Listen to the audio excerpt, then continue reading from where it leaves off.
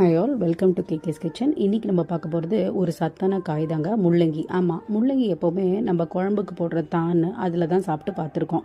இதை வச்சு எப்படி சுவையான ஒரு சைட் டிஷ் பண்ணுறதுன்றதை நம்ம பார்க்கலாம். இது ரொம்ப சத்தான ஒரு உணவுப் பொருள்.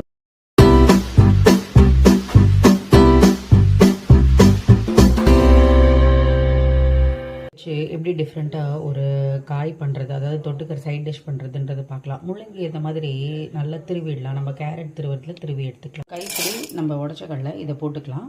இதில் வந்து ஒரு ஸ்பூன் சோம்பு சேர்த்துக்கலாம். ஒரே ஒரு சின்ன வெங்காயம், அதாவது சின்ன சைஸ் மீடியம் சைஸ் வெங்காயத்தை நறுக்கிட்டு கொஞ்சம் கருவேப்பிலை எடுத்து வச்சுக்கலாம்.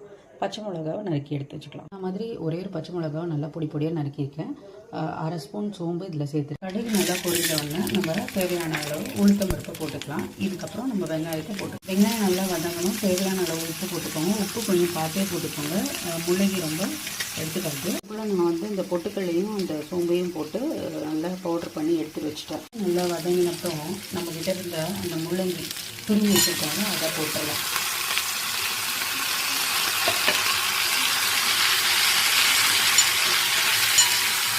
கொஞ்சோண்டு மஞ்சள் பொடியும் போட்டுக்கலாம். இப்போது நல்லா இது குக் ஆகி அதோட இது பாருங்கள் கம்மியாயிடுச்சு. இந்த ஸ்டேஜில் நம்ம பொடிச்சு வச்சுருந்தோம் அந்த பவுடரை போட்டு இதை அப்படியே நம்ம ஒரு வாட்டி வதக்கி விட்டுடலாம். என்ன ஆகும்னா இதில் இருக்கிற எக்ஸஸ் வாட்டர்லாம் இந்த பவுடர் அப்சர்வ் பண்ணிடும்.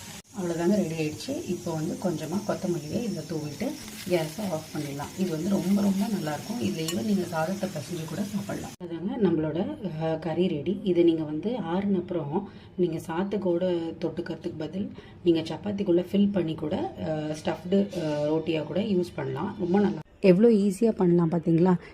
ஐ ஹோப் உங்களுக்கு இதெல்லாம் ரொம்ப பிடிச்சிருக்குன்னு நினைக்கிறேன். இந்த டிஷ்ஷை நீங்கள் கண்டிப்பாக ட்ரை பண்ணி வீடியோ பிடிச்சிருந்தா லைக் பண்ணி ஷேர் பண்ணி என் சேனலை சப்ஸ்கிரைப் பண்ணுங்கள். வேறு ஒரு வீடியோவோட அடுத்த வாரம் சந்திக்கலாம். தேங்க்யூ, பாய்.